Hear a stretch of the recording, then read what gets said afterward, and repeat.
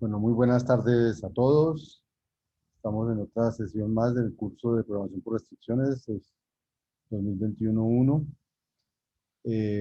Para el día de hoy, el tema es como contar qué es la programación por restricciones así en muy pocas palabras, qué es lo que hay detrás de eso.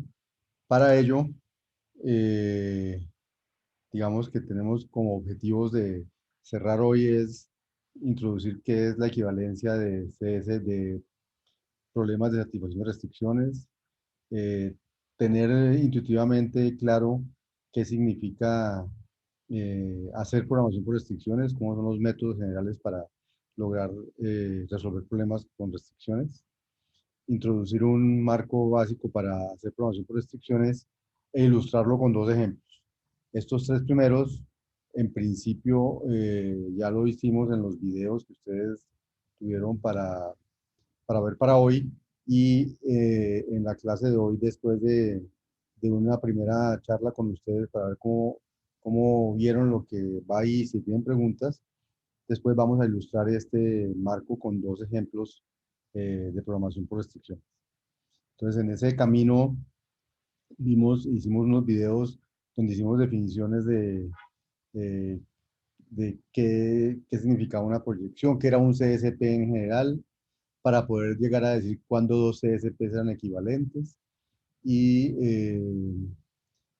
y después de eso, entonces logramos definir eso que era un CSP resuelto, un CSP fallido, y hicimos un recuento rápido de qué es el marco de programación por restricciones y con un algoritmo que es este algoritmo básico y contamos cuáles son cada una de esas fases de hacer programación por restricciones, preprocesar, propagar, qué significa lenguaje atómico, qué significa hacer split, qué significa después proceder por casos y contamos en los videos, en diferentes videos, cada una de estas cosas que significaba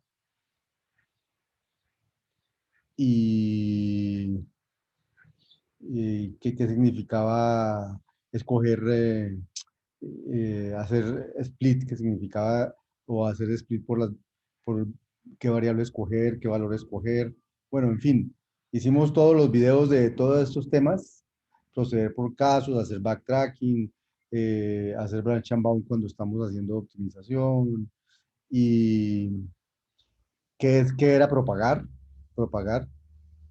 qué significaba reducir dominios o reducir restricciones y cómo funcionaba su algoritmo de propagación. Y hasta ahí quedamos en los videos y ahora vamos a ver dos ejemplos. El primero con restricciones booleanas, el segundo con restricciones polinomiales. Pero antes de todo eso, quisiéramos saber si hay inquietudes, preguntas. Jesús, hola, ¿cómo estás? Eh, y responderlas a las dudas que ustedes tengan. Eh, no sé, si tienen dudas, preguntas, inquietudes, ahí donde vamos con los videos.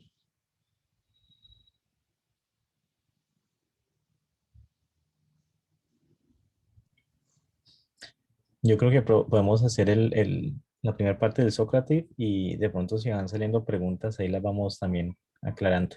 Listo, me parece buena idea. También les tenemos un Sócrates para, pues para verificar que las lecturas, las lecturas no, ¿cómo se llama? El ver los Videos. videos ha sido productivo y ustedes han logrado quedarse con los detalles más importantes. Entonces, pero ¿lo haces tú o lo hago yo? Profe, si quiere lo hace usted, él le quedó copia, ¿cierto? Cuando usted le los compartió. Sí. Entonces, lo que pasa es, ya listo, necesitaría que entraran a Socrative, a un salón que se llama, el mismo que usamos matemáticas discretas, MDIJFD, y entrando a ese salón, eh, entonces vamos a hacer un-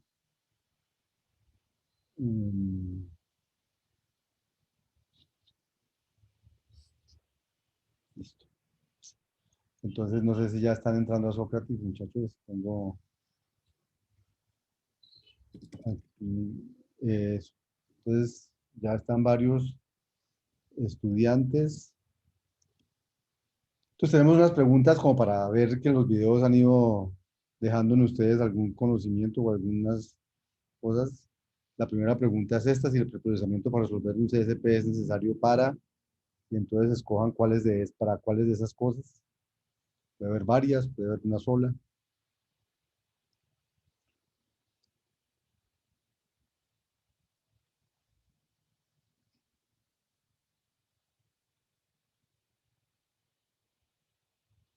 Van tres, van cuatro, van cinco.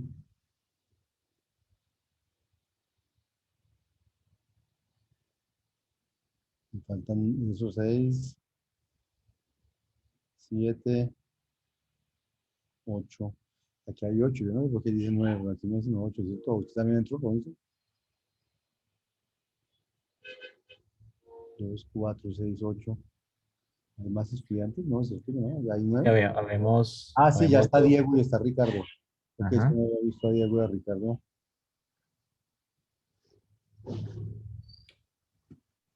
No los había saludado, Diego, Ricardo, ¿cómo están? Ya todos se conectaron. Sara, Brian, Jonathan, Juan José, Ricardo, ¿cómo Andrés, estás? Erika, Buenas Miguel. tardes, profes. Profe.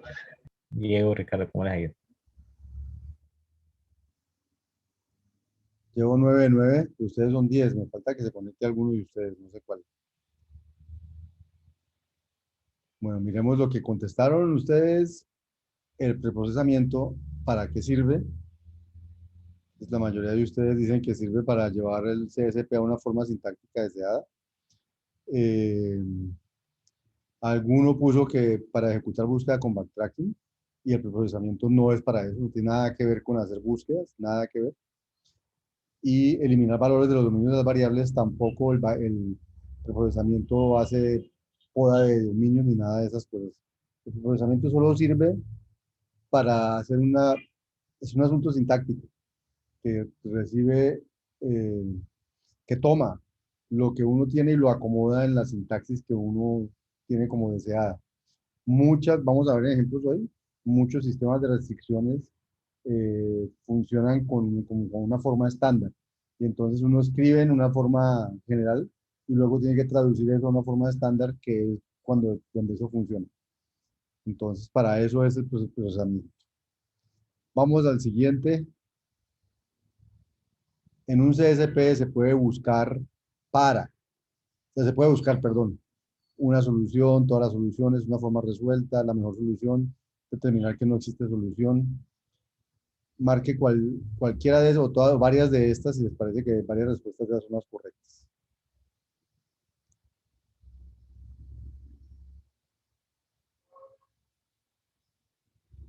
Sí, eso tiene que ver con el happy que había en los videos. Llegó Kevin Loaiza. Hola Kevin, ¿cómo estás? Hola, profe. Ya entra, Ok. entra a un Sócrates en este salón, MDI-JFD, ahí es donde estamos.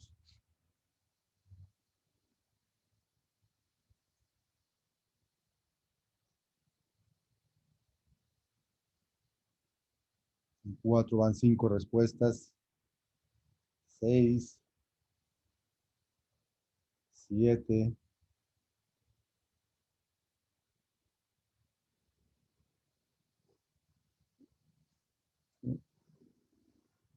nueve, ocho,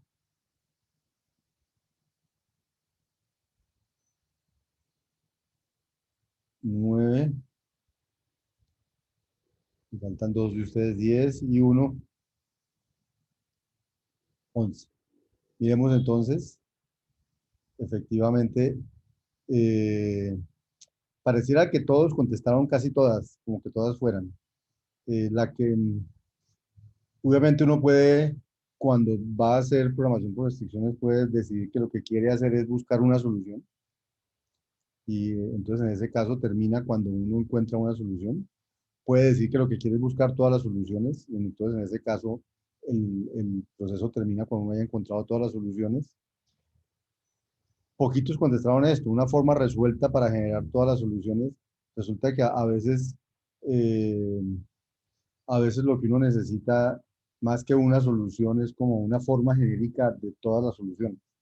Esa se llama una forma resuelta para generar todas las soluciones. Otras veces uno necesita saber que no hay solución.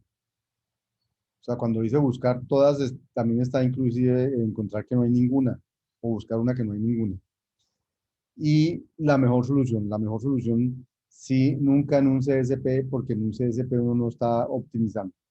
Entonces, cuando uno va a optimizar, hablas de Constraint Optimization, problemas de optimización de restricciones.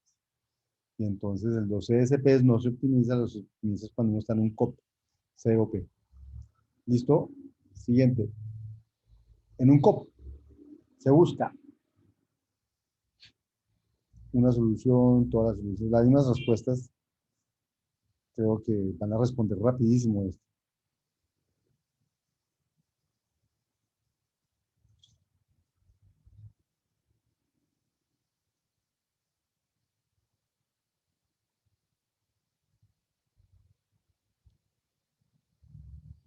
Ujú.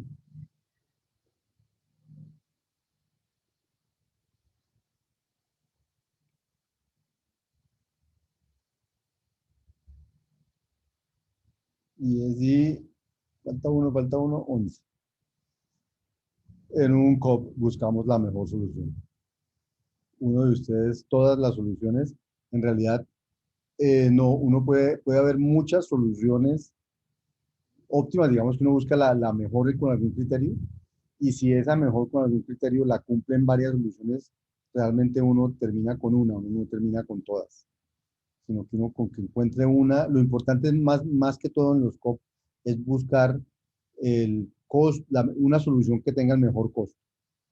Ya si hay 50 que tengan el mejor costo, típicamente uno busca 50 y uno busca una que tenga el menor costo. Porque lo importante allí es el costo más que cuál es la solución en general. Siguiente pregunta. Ay, se me fue. Siguiente pregunta. Entre las heurísticas de búsqueda para resolver CSPs se encuentra.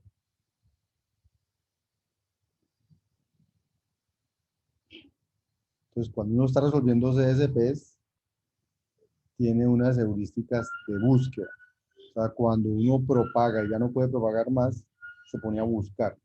Pero uno no busca a la topa tolondra, uno busca siguiendo algún tipo de método. Y esos métodos están basados en unas heurísticas. Esas heurísticas son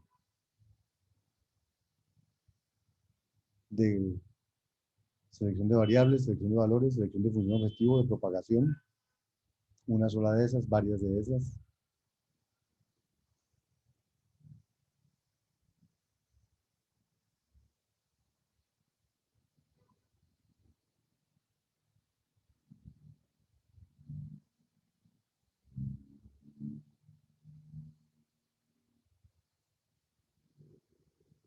Son 8, 9, 10 y 11. Entonces, de nuevo, acuérdense que hay CSPs y hay COP, hay de optimización y hay CSPs normalitos. Los de optimización si buscan, tienen que ver con la función objetiva. Pero cuando uno está resolviendo un CSP normalito y hace propagación y se traba, típicamente destraba eso abriendo el problema en varios problemas, imponiendo unas nuevas restricciones. Y esas nuevas restricciones se imponen sobre alguna variable, y esas son las heurísticas de selección de variables, sobre cuál variable voy a seleccionar, y se imponen dándole algún valor a esa variable. Y entonces lo que llaman selección de valores. Y esas son las dos heurísticas que hay para, digamos, dinamizar la búsqueda.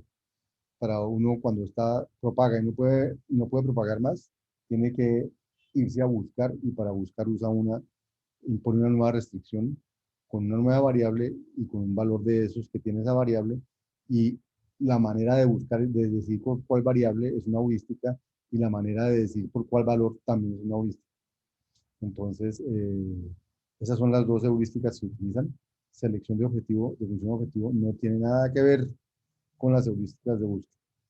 La función objetivo realmente se usa en el branch and bound para lograr hacer branch and bound. Backtracking se utiliza para problemas de optimización y branch and bound para CSPs. O sea, entonces, en los videos, cuando hacemos búsqueda, entonces dijimos cuál usábamos, qué se usaba para hacer búsqueda en los CSPs y qué se usaba para hacer búsqueda en los de optimización. Entonces aquí la pregunta es si es verdadero o falso. Que el backtracking se utiliza para los de optimización y el branch and bound para los de satisfacción de restricciones.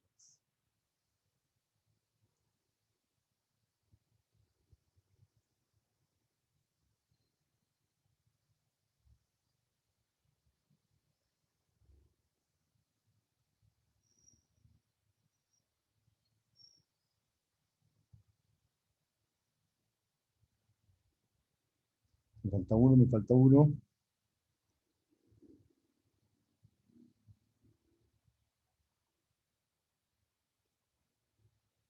Bueno, hay uno de ustedes que no contestó. Entonces, falso, ¿verdad? Entonces, branch and bound se usa para los de optimización, no backtracking. Y backtracking se usa para los CSPs, no para los... O sea, esto está al revés y por eso es falsa la respuesta. De alguna manera, cuando uno hace branch and bound, pues hace también backtracking, porque también echa para atrás, pero buscando, pero aprovecha para podar eh, aquellas ramas del árbol por donde no se van a encontrar soluciones mejores que la que uno ya lleva. En los CSPs hace uno backtracking simplemente echar para atrás, para adelante, para atrás, para adelante, para atrás, hasta que explora todo el árbol. Sexta pregunta. Cuando se hace backtracking, ¿se utiliza una función objetivo? ¿Verdadero o falso?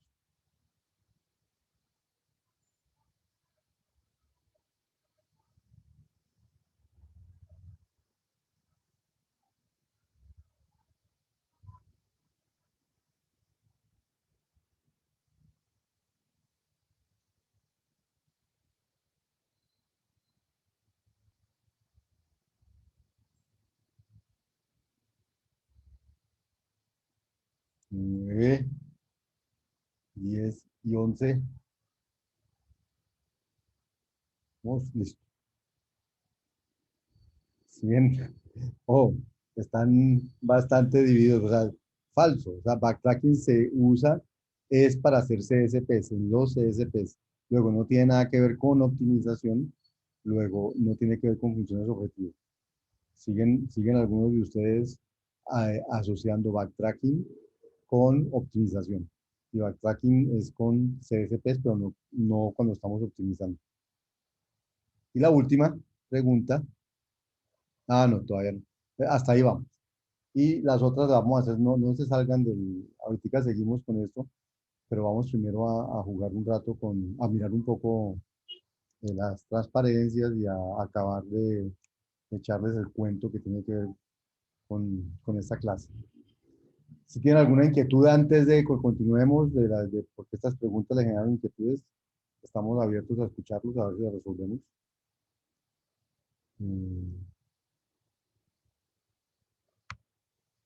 Una cosa muy importante para esta clase es, un segundo, aquí.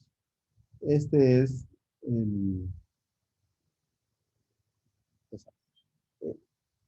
es el marco de programación por restricciones.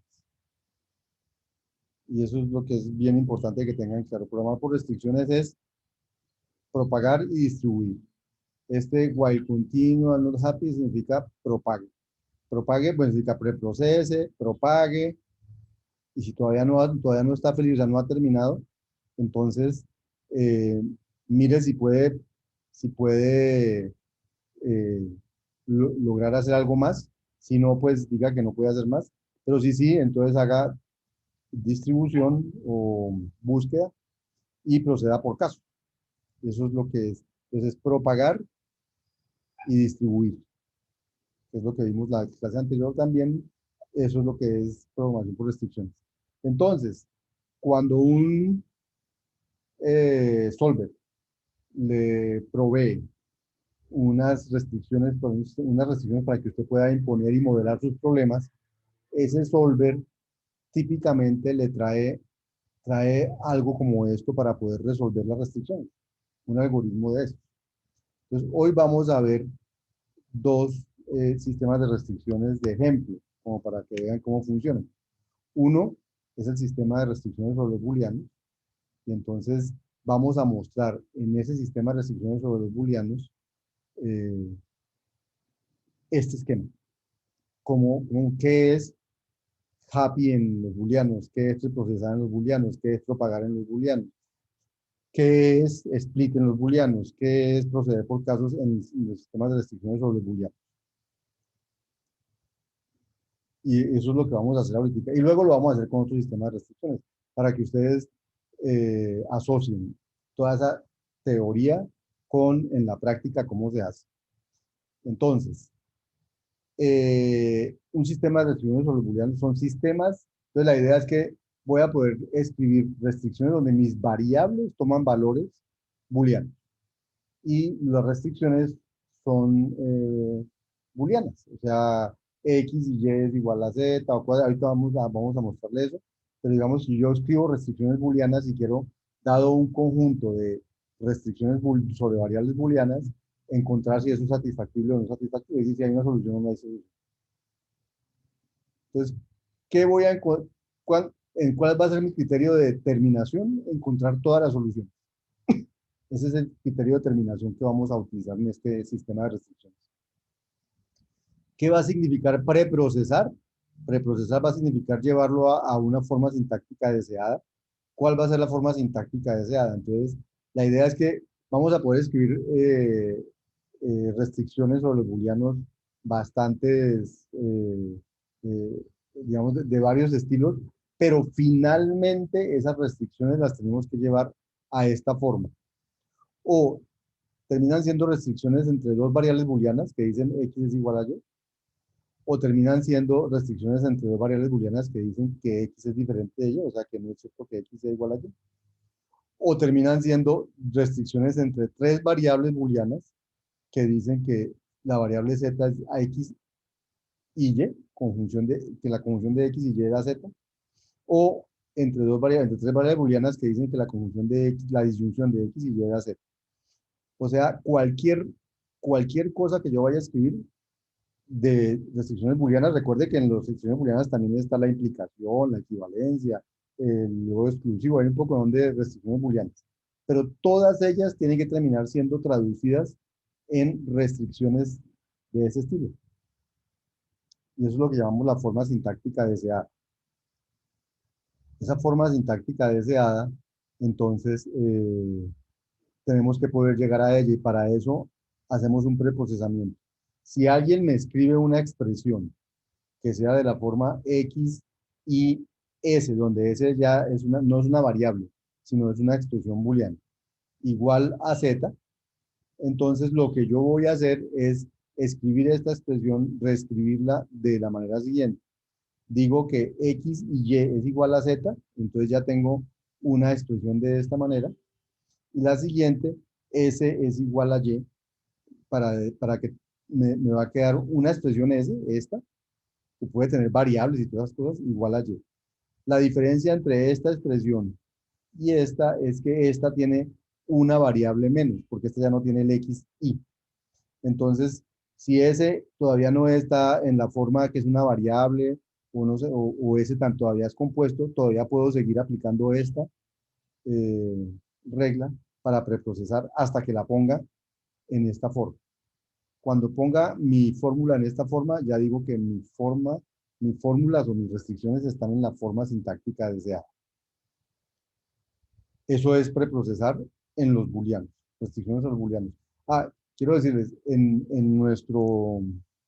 la web de nuestro curso, aquí donde hay fundamentos teóricos, allí encuentran los libros, ¿cierto? Y entonces, en el libro, en el capítulo 3 es lo que estamos haciendo en este momento, el libro lo que está en el capítulo 3.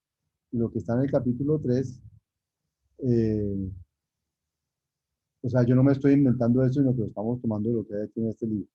Y entonces estamos trabajando en este ejemplo de restricciones sobre los booleanos, por si quieren consultar también en alguna otra parte. Bien, entonces, ya tenemos, vamos a encontrar todas las soluciones, ya tenemos que la forma sintáctica deseada es esta, ya tenemos la regla para reprocesar las fórmulas que me den va a ser esta, y entonces ahora voy a decir qué significa propagar restricciones Profe, booleanas.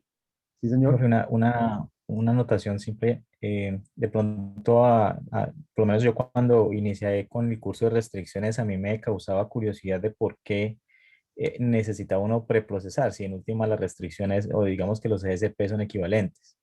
Fue, digamos que ya tiempo después cuando uno se mete de pronto un poco más de lleno con esto, y uno se da cuenta que, pues en últimas esto uno lo tiene que traducir a una implementación, o hay que implementarlo a un solver. Y entonces es mucho más sencillo cuando en el solver tiene reglas definidas, bien claras y sencillas para poderlas implementar. Y no tiene una cosa que uno más genérica que de pronto es mucho más fácil, más difícil y más compleja de implementar, digamos que pues ya para resolver las restricciones como tal. Digamos que esa es la razón de preprocesar. De acuerdo. O sea, digamos es lo mismo, a ver, en otro sentido, uno tiene como un lenguaje núcleo y uno tiene como un lenguaje bien expresivo y logra expresar todo lo que quiere decir, luego lo reduce al lenguaje núcleo, entonces solo tiene que hacer un compilador para el lenguaje núcleo. Entonces aquí es parecido. Usted el solver lo pone a funcionar en lo más sencillo, pero puede escribir cosas más complejas y con el preprocesamiento las traduce a esas cosas más sencillas. Y entonces el solver solo se tiene que especializar en esas cosas sencillas. ¿De acuerdo? Y lo otro es que esa parte de preprocesamiento es claro, o de quedar bien claro que no es labor, digamos, casi siempre uno puede escribir a un alto nivel y el solver, digamos que hace esta parte de preprocesamiento. No obstante, hay algunos solvers donde uno le exigen que el lenguaje tenga ciertas características y entonces uno tiene que, digamos que de cierta manera traducir sus restricciones al lenguaje o a la forma estándar que esté manejando el solver en específico. Pero por lo menos en Minisync no nos preocupamos por la parte de preprocesamiento porque él lo hace de forma automática. Por debajo. Ujú. Ujú. Bien. Entonces, eh, las reglas de propagación. Entonces, las reglas de propagación van a ser de este estilo. Por ejemplo, entonces, como yo sé que finalmente tendré todas mis fórmulas de esta forma, entonces mis reglas de propagación van a ser para fórmulas de esa forma, no va a ser para cualquier tipo de fórmulas, ni para las que son de esta forma, porque yo ya sé que vienen así. Entonces, por ejemplo, aquí hay una regla que dice que si yo tengo una fórmula que dice x y y igual a z, una restricción que dice x y y es igual a z, y X tiene un dominio, Y tiene un dominio y Z tiene un... Y Z, yo ya sé que Z, o sea, acuérdense que el dominio son los booleanos, o sea, 0 o 1. Y entonces yo ya sé que Z es 1. Por alguna razón ya Z se propagó y su dominio es 1. Entonces, si ahí me dice que la conjunción de X y Y debe dar 1, o sea, debe dar true, y yo sé que X está en un dominio y Y está en un dominio, yo de ahí ya tengo que deducir que solo hay una manera de que una conjunción de true, y es que tanto X como Y sean true. Entonces, yo escribo la regla que dice, cuando yo tenga esto, entonces simplemente propago de qué manera.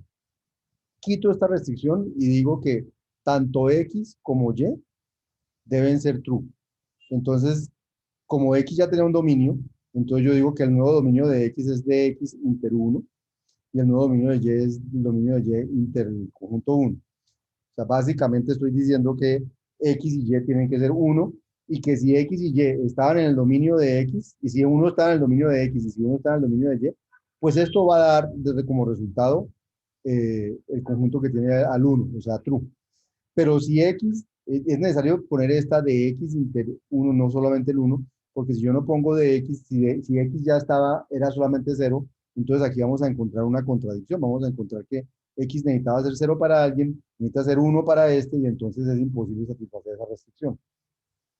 Entonces la regla de propagación dice, desaparece ya la restricción y exigimos que X tenga su valor en el dominio de X entre el conjunto 1, Y, el de Y entre el conjunto 1 y Z queda tal cual está. ¿Mm? Ahora, esa regla podríamos escribirla más bonita de esta manera. Si X y Y es igual a Z y Z es igual a 1, entonces X es 1 y Y es 1. Solo que escrita de esa manera suena a que, a que si X ya no podía ser 1, aquí como que lo volvimos 1. Entonces, realmente la regla lo que dice es esto, es X, el dominio nuevo de X va a ser el que había intersectado con 1 y el que había de Y intersectado con 1. De manera que si en este dominio no estaba el 1, esta intersección va a dar vacío y entonces esta restricción no se puede satisfacer. Eso es lo que va a significar un dominio vacío. Entonces, como esa regla de propagación, hay muchas, porque hay muchas restricciones booleanas. Entonces, a esas reglas les ponen nombres y las terminan escribiendo de esta manera. Por ejemplo, estas son las reglas de... entonces, recuerden que hay fórmulas de la forma x igual a y, no x igual a y, x y y igual a z, o x o y igual a z. Entonces, para cada una de esas hay reglas. Entonces, la regla dice que si usted tiene x igual a y en alguna parte ya tiene que x es 1, entonces y tiene que propagar a 1. Si x es igual a y y es 1, x tiene que propagar a 1. Si x es y y x es 0, si x es igual a y y x es 0, y propaga 0, y si x es igual a y y es 0, x propaga 0. O sea, estas podan los dominios, si ya llames el dominio de una variable, poda el dominio de la otra, porque x tiene que ser igual a y. Las de x diferente de y, entonces podan a la inversa. Si x es 1, entonces y tiene que ser 0. Si x es 0, y tiene que ser 1, y estas son las 4 reglas que tienen que ver con x diferente de y. Las reglas del AND son reglas que vienen de la lógica, ¿no? Si x y y es z y x es igual a 1, y y es igual a 1, si yo ya sé que x solo puede ser 1, y solo puede ser 1, entonces z tiene que ser 1. Si x y y es igual a z y x es 1 y z es 0, entonces y propaga 0. Si y es 1 y z es 0, x propaga 0. Si alguno de los dos es 0, sea x o sea y, sin importar el otro, z propaga 0. Esa raya no sé con qué la hice.